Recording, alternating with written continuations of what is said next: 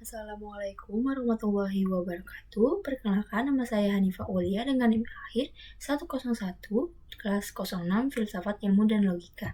Sini saya akan membacakan sebuah buku Penghantar Filsafat Epistemologi dengan karya asli dari Brian C. Barnett pada tahun 2022. Sumber pengetahuan, rasionalisme, empirisme, dan sintesis Kantian. Penghantar. Kita semua memiliki banyak hal yang terjadi dalam pikiran kita, seperti keyakinan, hasrat, harapan, mimpi, gambar imajiner, pengetahuan, cinta, dan benci. Untuk menyebutnya beberapa. Pernahkah Anda mempertimbangkan sumbernya? Bagaimana semua itu bisa menjadi bagian dari proses berpikir? Bagaimana semua itu menjadi ide dalam pikiran kita? Beberapa filsuf mengaitkan sumber ide kita dengan indera, termasuk indera batin seperti emosi dan indera luar seperti penglihatan, penciuman, pendengaran, pengecapan, dan sentuhan. Kita mungkin merasa dunia secara langsung atau tidak langsung melalui pikiran orang lain. Beberapa filsuf bahkan mengklaim bahwa semua ide kita harus berasal dari indera kita.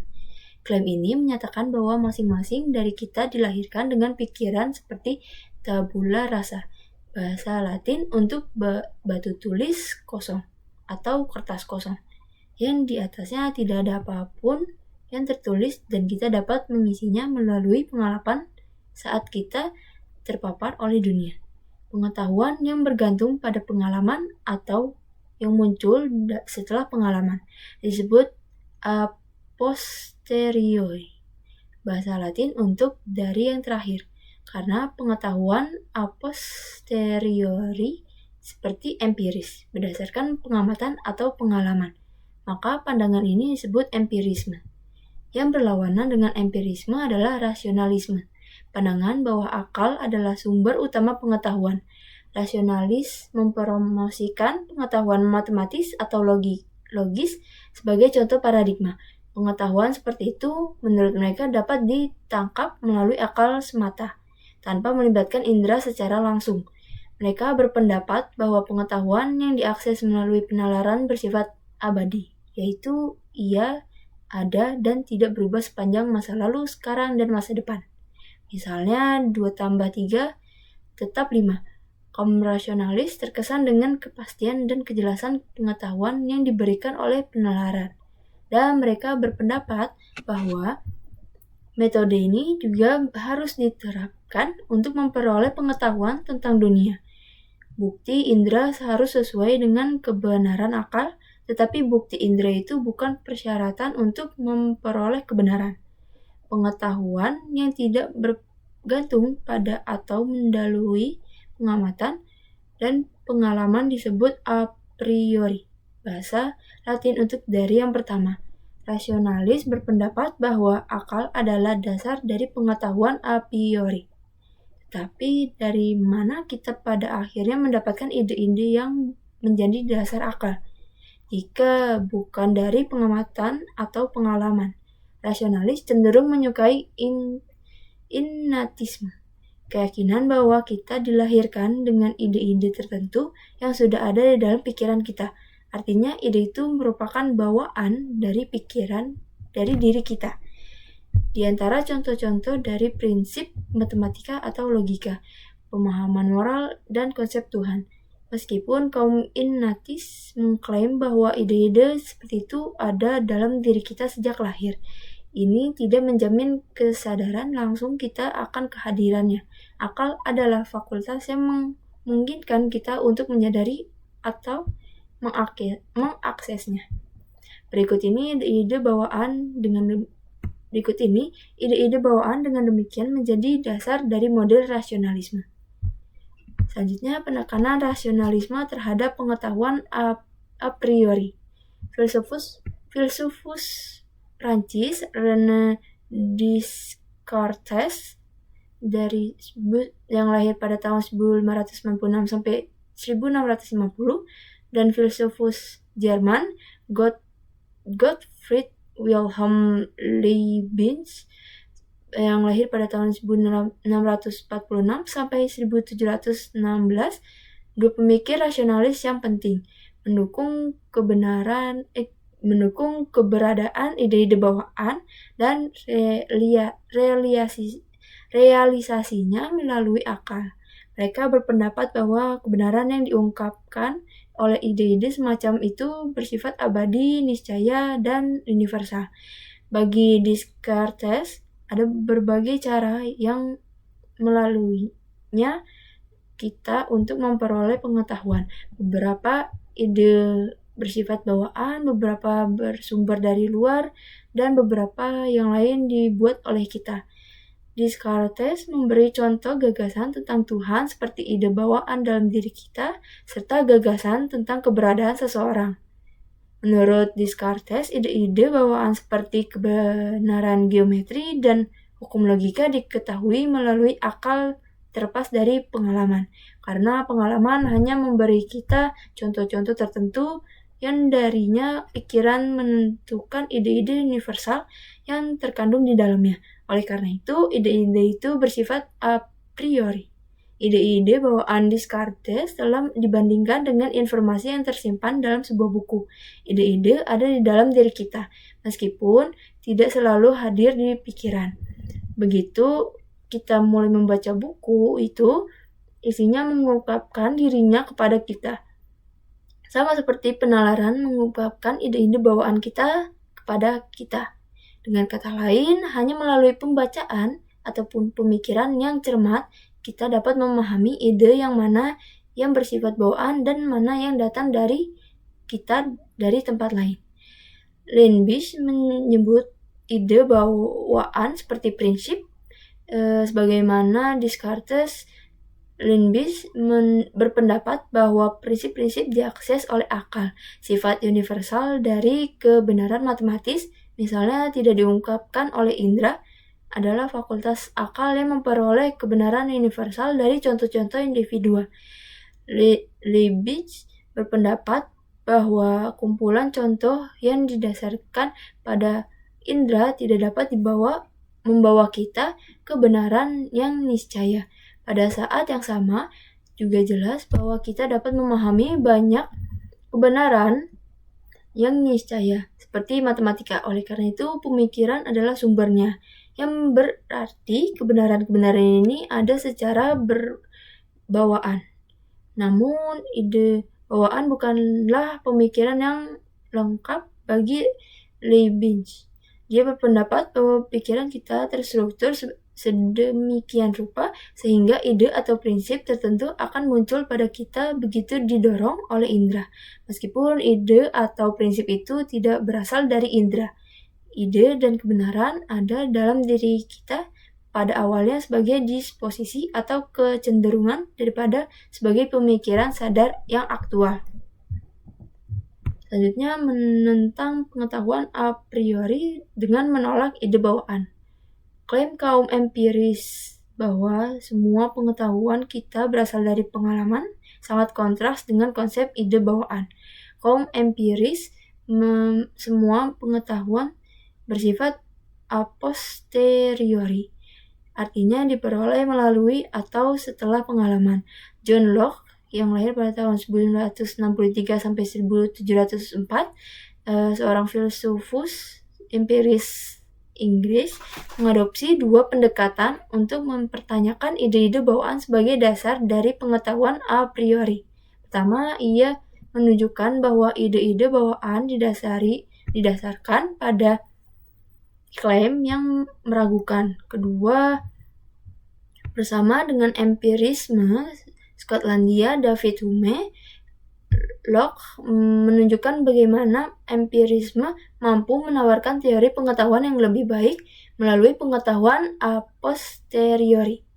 Locke memulai dengan mempertanyakan sifat universal dari ide-ide bawaan.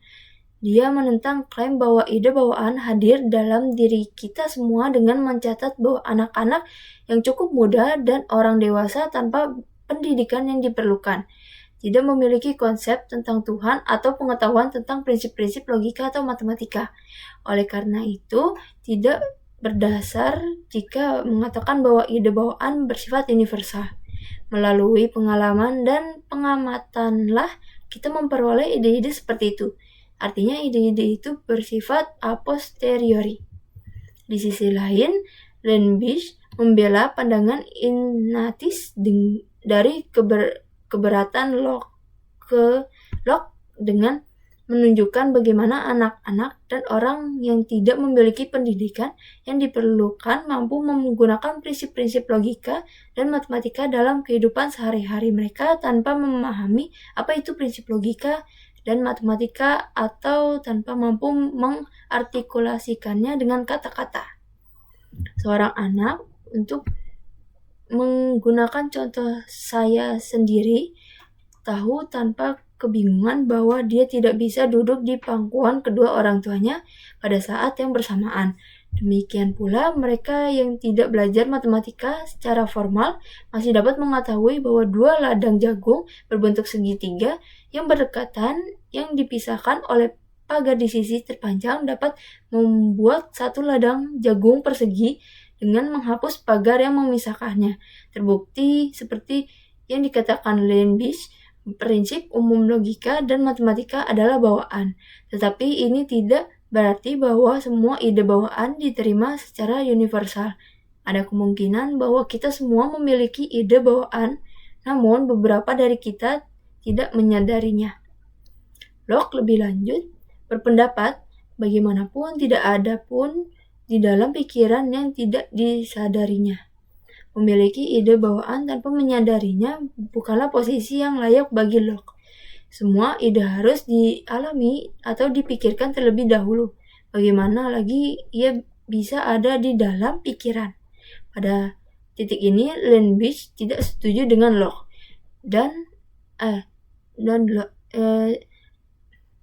Pada titik ini, Lenbich tidak setuju dengan Locke. Adalah mungkin untuk memiliki banyak ide dalam pikiran tanpa kita menyadarinya. Misalnya, Anda menyerap lagu yang diputar di pasar tanpa menyadari secara sadar. Lagu itu tidak mudah diakses atau transparan dalam pikiran Anda, karena Anda tidak dapat mengingatnya, namun ia mungkin dapat dikenali setelah mendengarnya lagi. Jadi, ia pasti sudah ada di dalam Anda di suatu tempat dalam arti tertentu. Demikian pula, ide bawaan bisa ada di pikiran Anda tanpa Anda sadari. Kita dilahirkan dengan fasilitas untuk mewujudkan ide-ide bawaan seperti kondisi yang menguntungkan diperoleh di kemudian hari seperti ide-ide keindahan, keadilan, dan keberadaan matematis. Jawaban Locke ini adalah bahwa realisasi ide atau kapasitas dalam situasi yang tepat berlaku untuk semua ide, bukan hanya ide yang konon bawaan.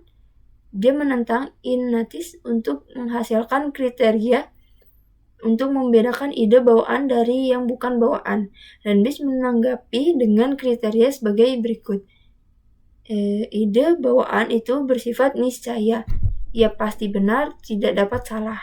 Sedangkan ide-ide non-bawaan seperti kontingen mungkin benar, bisa mungkin salah. Kita dapat membedakan kebenaran niscaya dan karenanya abadi menurut pandangan Lenbich dari kebenaran yang bergantung pada berbagai fakta.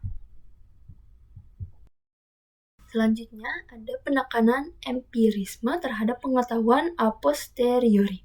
Locke mengklaim untuk menunjukkan bagaimana pikiran yang seperti tabula rasa saat lahir memperoleh pengetahuan. Bagi para empiris, pengalaman semata melengkapi pikiran kita dengan ide-ide sederhana yang merupakan elemen dasar pengetahuan. Setelah ditunjukkan bahwa semua ide dapat berasal dari pengalaman, akan berlebihan untuk menambahkan ide bawaan. Jadi, apakah pengetahuan a posteriori membuat kita menolak pengetahuan a priori? Mari kita cari tahu. Bagi Locke,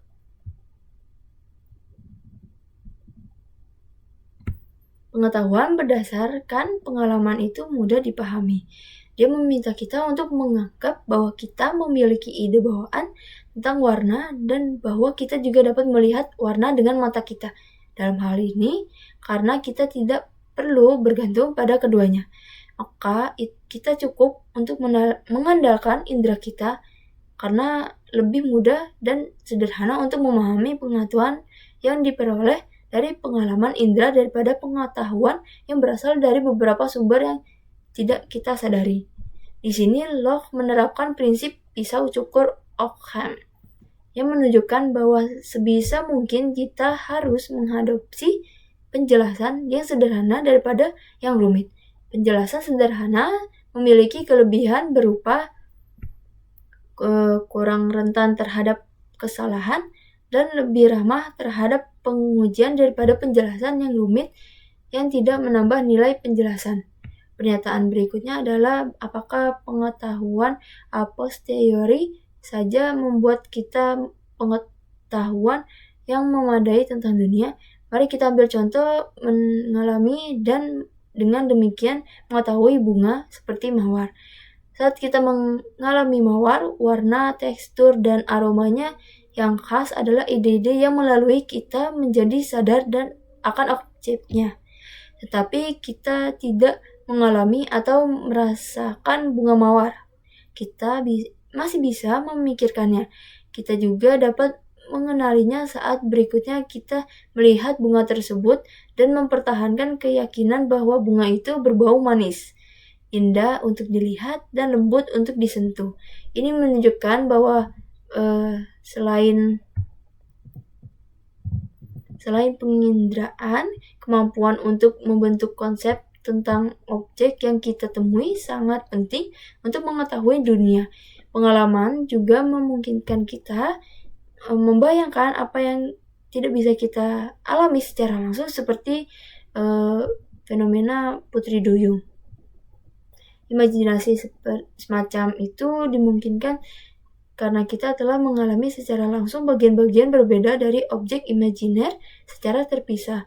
Menggabungkan pengalaman-pengalaman ini di dalam pikiran dengan cara teratur menghasilkan objek yang dibayangkan. Seandainya kita belum pernah mengalami dan dengan demikian belum pernah membentuk konsep ikan dan wanita secara terpisah sebelumnya, kita tidak akan dapat membayangkan Putri Duyung saat ini. Pertimbangan ini mengarahkan Locke untuk mengkategorikan semua pengalaman indera kita ke dalam ide sederhana dan ide kompleks. Ide sederhana adalah ide dasar dan tak terpisahkan, seperti ide warna merah. Ide kompleks dibentuk oleh pikiran baik dari lebih dari satu ide sederhana atau dari kesan kompleks. Ide-ide kompleks dapat dibagi karena mereka memiliki bagian-bagian, contohnya termasuk jalan emas, tentara, dan alam semesta. Ide atau konsep saya tentang suatu objek, entah sederhana atau kompleks, pada akhirnya dapat ditelusuri kembali ke kesan indera yang terkait. Hume, filsuf empiris penting lainnya, menulis tentang ide sebagai salinan dari kesan. Kesan itu gamblang dan hidup, seperti yang diterima langsung dari pengalaman indera. Hume juga memungkinkan kesan batin, termasuk kecemburuan, kemarahan, dan sebagainya. Ide adalah salinan mental atas kesan ke dalam atau keluar, yang menjadikannya samar atau lemah. Coba bandingkan pengalaman persepsi dengan mengingatnya dari ingatan. Hume berpendapat bahwa saat ini tidak ada kesan, tidak akan ada ide. Seorang buta tidak dapat memiliki ide tentang warna. Menurut Hume, seorang tidak dapat dilahirkan dengan ide-ide yang tidak berasal dari kesan apapun. Jadi tidak ada ide bawaan bagi Hume. Namun dia setuju bahwa kecenderungan kita untuk menghindari rasa sakit atau untuk mencari banyak kesenangan dan keinginan kita itu bersifat bawaan. Di sini saya berpendapat bahwa kecenderungan ini didasarkan pada kesan indrawi kita dan ide-ide terkait yang kita bentuk dari kesan itu. Kecenderungan mental untuk berulang kali mencari kesenangan atau menghindari rasa sakit datang kepada kita hanya setelah kejadian pertama terpapar salah satu sensasi itu. Berbeda dengan Descartes, bahkan ide tentang Tuhan termasuk pengetahuan a posteriori bagi Hume, karena tidak seorang pun dari kita yang mengalami Tuhan secara langsung. Menurut Hume, tidak ada kesan tentang Tuhan yang tersedia bagi kita untuk membentuk ide yang sesuai. Dalam pandangan Hume, imajinasi kita membentuk ide ini dengan memperluas pengalaman kita tentang kualitas baik yang dimiliki oleh orang-orang di sekitar kita. Mengingat bahwa ide tentang Tuhan dapat diturunkan dari kesan-kesan indrawi, ini memberikan dukungan lebih lanjut pada klaim empiris bahwa semua ide kita bersifat a posteriori. Oleh karena itu, menurut Hume, klaim rasionalis tentang keberadaan ide-ide bawaan dan pengetahuan a priori itu keliru. Selanjutnya, kekurangan teori tabula rasa. Kelemahan teori tabula rasa kaum empiris dapat terungkap jika kita dapat menunjukkan bahwa tidak semua ide kita berasal dari kesan yang terkait. Namun ini tidak berarti kita harus kembali ke teori rasionalis tentang ide bawaan seperti yang akan kita lihat. Rencananya adalah menjajaki alternatif ketiga. Kehadiran konsep-konsep umum dalam pikiran kita menunjukkan bahwa tidak selalu ada hubungan satu-satu antara ide dan kesan indrawi yang terkait. Misalnya, kita melihat berbagai contoh warna biru di sekitar kita, dan dari contoh ini kita membentuk konsep umum tentang biru. Konsep umum ini tidak disalin dari satu kesan tertentu tentang biru atau bahkan dari corak tertentu warna biru. Kita memiliki konsep abstrak seperti keadilan, kebaikan, dan keberanian yang tidak dapat dilacak ke kesan indrawi yang terkait. Dalam kasus seperti itu, kita mengalami tindakan atau contoh keadilan, kebaikan, dan keberanian yang berbeda. Tetapi jika konsep-konsep abstrak ini disalin dari kesan tertentu, maka hanya contoh-contoh ini dan bukan konsep itu sendiri yang akan ada di dalam pikiran kita. Oleh karenanya, konsep itu dibentuk atau dipahami daripada disalin. Demikian pula konsep-konsep rasional seperti di atas, di antara, sama, dan sejenisnya diwujudkan bukan dengan menyalin kesan-kesan yang terlibat. Faktanya tidak ada kesan sama sekali yang terkait dengan konsep relasional ini. Kita malah menerima kesan tentang objek-objek partikular yang ada dalam hubungan seperti itu. Kucing duduk di atas tikar, selang Inggris yang terletak di antara Britania Raya dan Eropa Daratan, 1 dikurangi 1 sama dengan 0, dan seterusnya. Singkatnya, pembentukan konsep umum, abstrak, dan relasional dalam pikiran kita menunjukkan bahwa aliran kesan yang tidak terputus tidak akan membentuk semua ide yang kita miliki. Alih-alih ini mencaratkan bahwa sejak lahir, pikiran setidaknya sebagian dilengkapi dengan struktur atau arsitektur yang memungkinkannya memahami kesan mentah yang diterimanya dan untuk membentuk konsep yang di dalamnya tidak ada korespondensi satu-satu antara kesan dan ide. Ini menentang keaslian tabula rasa. Ini membawa kita ke tahap perlu menemukan alternatif ketiga yang sangat diperlukan, yang dapat memfasilitasi pengetahuan yang lebih lengkap tentang dunia. Ini memerlukan persilangan antara a priori dan a posteriori atau rekonsiliasi keduanya. Selanjutnya, kombinasi konsep dan objek persepsi. Kesegaran dan sifat langsung sensasi, kesan, dan persepsi membuatnya pasti. Mari kita secara singkat membongkar ide ini. pertimbangan apakah kita salah tentang sensasi kita. Secara umum dianggap bahwa sementara kita bisa salah tentang seperti apa di dunia ini.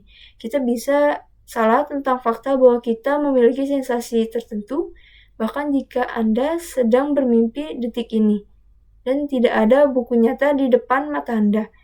Anda tidak dapat menyangkal bahwa Anda mengalami sensasi tertentu yang menyerupai halaman putih dan font hitam dalam bentuk kata-kata. Oleh karenanya, sensasi kita itu pasti dan tidak dapat meragukan bahwa ia ada. Namun, ada kemungkinan bahwa terkadang kita tidak yakin bagaimana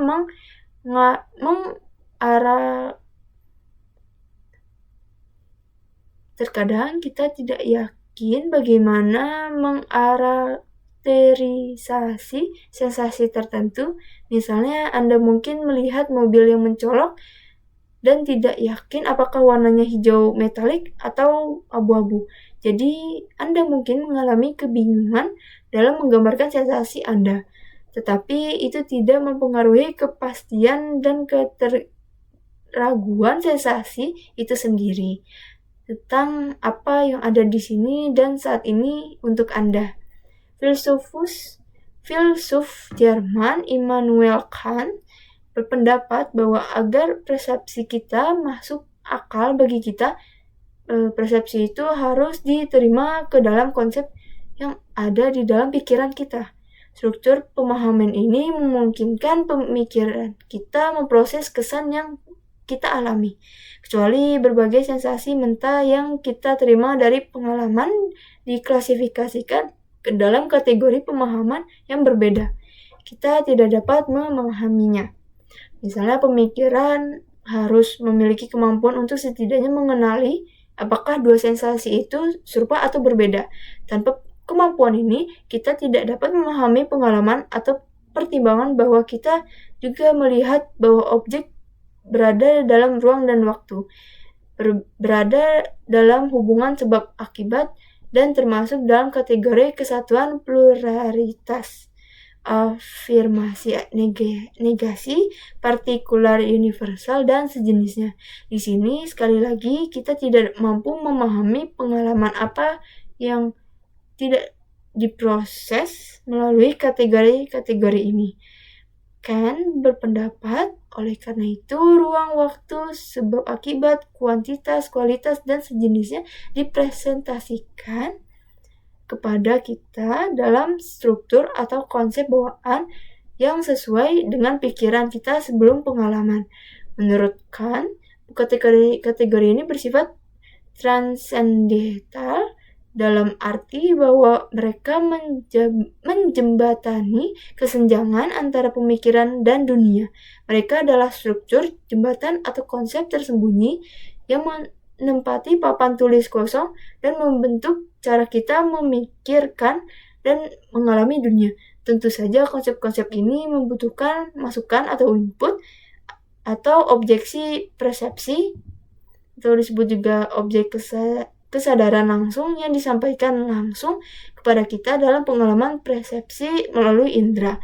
Seperti pandangan Kant yang terkenal diungkapkan, objek persepsi tanpa konsep itu buta, dan konsep tanpa objek persepsi itu kosong. Sejauh ini, kita telah melihat melalui berbagai tahapan bahwa rasionalisme dan empirisme tidak lengkap. Idealisme transendental Kant, demikian pandangannya disebut, itu mencapai keseimbangan, mendamaikan kedua aliran tersebut.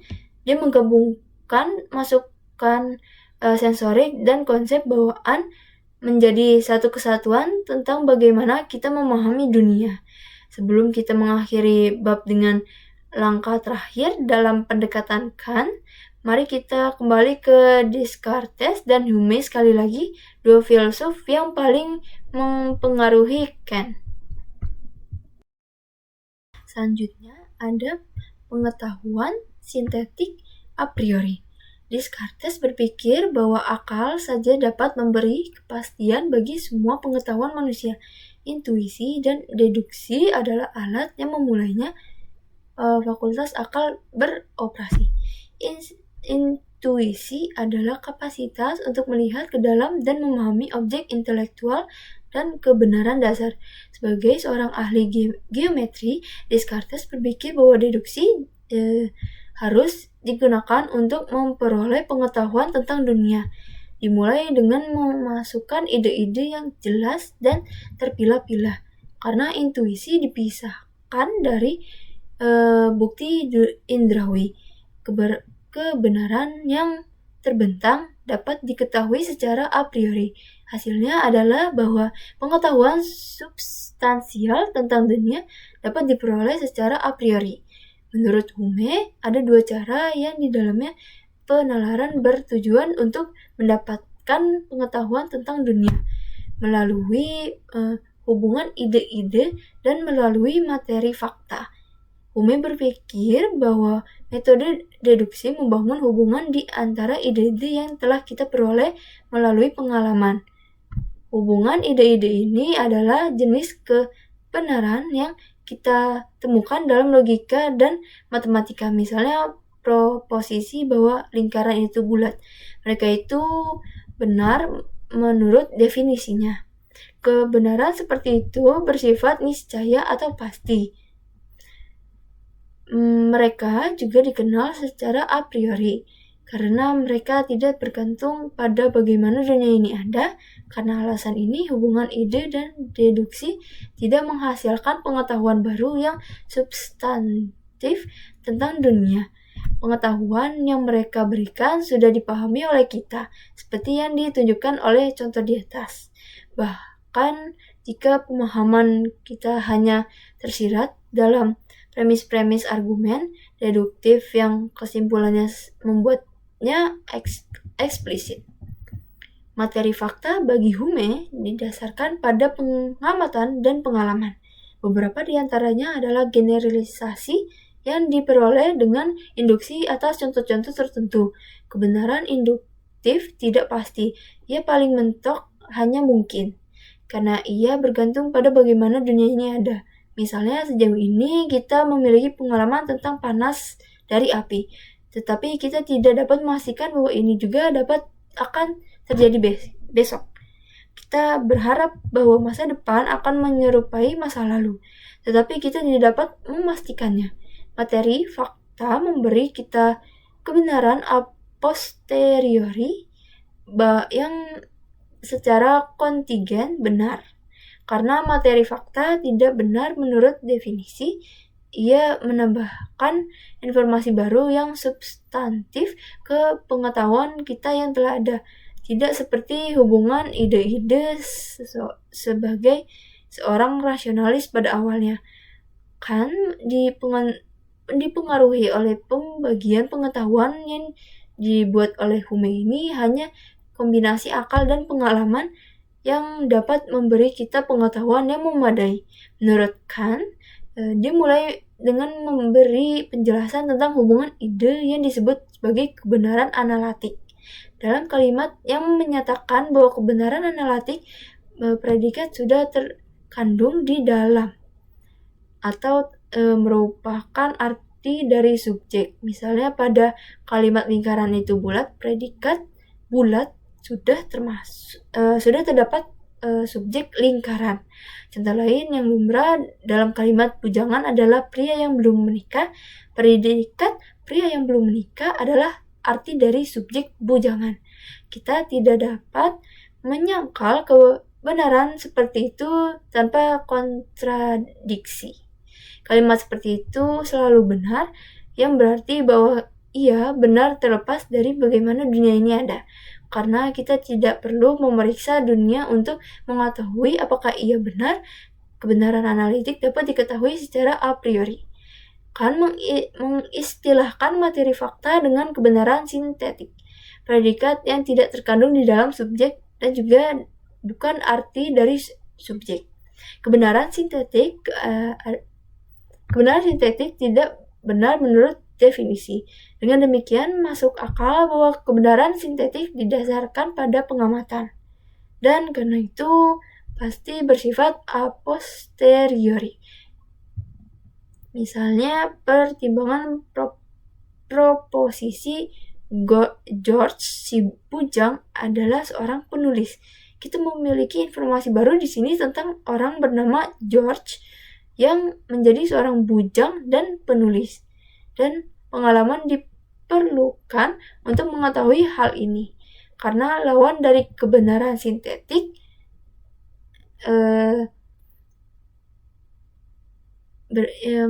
yang bersifat kontingen. Kan berpendapat bahwa hanya kebenaran sintetik yang mampu memberikan informasi baru yang substantif tentang dunia. Namun meski demikian, pengalaman indrawi tidak secara pasif memasuki pikiran kita, tetapi sesuai dengan struktur mental bawaan kita untuk memfasilitasi pengetahuan karena struktur ini bekerja secara independen dan dari pengalaman. Maka ia bersifat a priori. Struktur a priori bawaan dari pikiran kita atau konsep kita secara aktif terlibat dalam memahami pengalaman kita. Mereka terlibat dengan membedakan dan mengatur informasi yang diterima dalam pengalaman.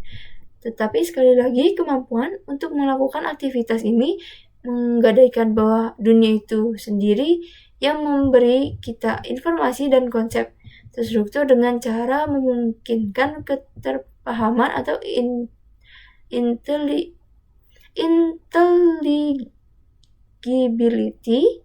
Cara-cara tertentu dunia harus terstruktur, ruang, waktu, dan hubungan sebab akibatnya. Misalnya menghasilkan kebenaran substantif tentang realitas. Kebenaran ini berlaku bukan hanya karena makna kata atau bentuk logis dari kalimat. Ia bersifat sintetik, dan karena kita sampai pada hasil ini melalui refleksi a priori, Kant berpendapat bahwa kita memiliki pengetahuan sintetik a priori tentang dunia. Kategori pengetahuan yang sebelumnya tidak dikenal sekarang ditambahkan ke kategori standar pengetahuan sintetik a posteriori dan analitik a priori. Masih ada pertanyaan tentang bagaimana konsep kita membedakan dan mengatur informasi yang diterima dari indera.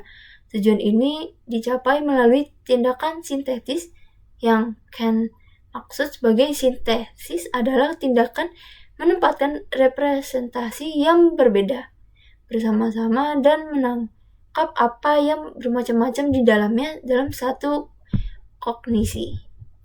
Kant menjelaskan 3 jenis sintesis. Yang pertama, proses dimulai dengan sintesis pemahaman dalam persepsi, melewati sintesis reproduksi dan imajinasi, dan berakhir dengan sintesis pengenalan dalam sebuah konsep. Bagi Kant, pemahaman dalam persepsi melibatkan penempatan objek dalam ruang dan waktu. Sintesis reproduksi dalam imajinasi terdiri dari penghubungan berbagai elemen dalam pemikiran kita untuk membentuk sebuah gambar. Dan sintesis pengenalan dalam suatu konsep membutuhkan memori pengalaman masa lalu serta mengenali hubungannya dengan pengalaman sekarang. Dengan mengakui bahwa pengalaman masa lalu dan masa kini mengacu pada objek yang sama, kita membentuk konsep tentangnya. Mengenali sesuatu sebagai suatu kesatuan objek di bawah suatu konsep berarti melekatkan makna pada persepsi. Keterkaitan makna inilah disebut Kant dengan apersepsi. Apersepsi adalah titik persatuan diri dan dunia. Bagi Kant, kemungkinan apresiasi membutuhkan 2 jenis kesatuan. Pertama, berbagai data yang diterima dalam pengalaman itu sendiri harus mempresentasikan subjek yang sama, yang memungkinkan data untuk digabungkan dan disatukan. Kedua, data harus digabungkan dan disatukan oleh diri yang bersatu atau yang disebut Kant sebagai kesatuan kesadaran atau kesatuan persepsi. Kant menyimpulkan bahwa karena kesatuan Seperti itu, kita semua sama-sama mampu memahami objek publik yang sama dengan cara yang seragam berdasarkan pengalaman pribadi kita masing-masing. Artinya, kita berada dalam kesepakatan tak terucapkan mengenai dunia yang mandiri dari pikiran tempat kita hidup, yang difasilitasi oleh pengalaman subjektif kita, tetapi diatur oleh struktural mental bawaan yang diberikan kepada kita oleh dunia.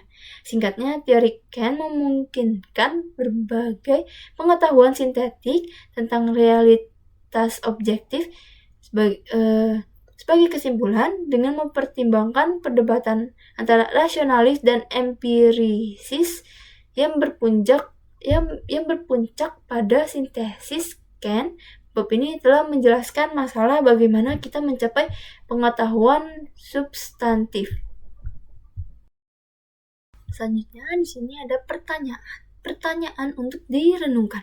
Yang pertama, mengingat asumsi bahwa proposisi di bawah ini diketahui benar, beri label masing-masing sebagai I, analitik atau sintetik. Yang kedua, niscaya atau kontingen. Dan ketiga, a priori atau a posteriori. Jika ada yang bisa diperdebatkan, nyatakan pendapat Anda dan jelaskan alasan Anda. A. Semua segitiga memiliki 3 sisi. B. Gambar yang tergambar di papan adalah segitiga.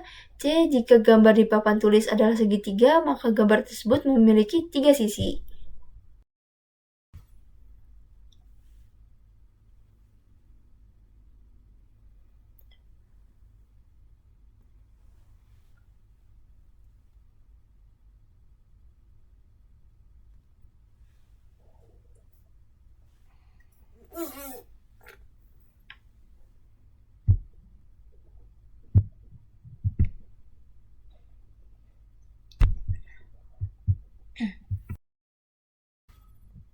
Yang D, tidak benar bahwa 1 tambah 2 sama dengan 5. E, beberapa burung bisa terbang. F, semua burung yang terbang bisa terbang. G, matahari akan terbit besok. H, menyakiti orang yang tidak bersalah demi keuntungan pribadi itu salah secara moral. I, rata-rata apel lebih besar daripada rata-rata anggur.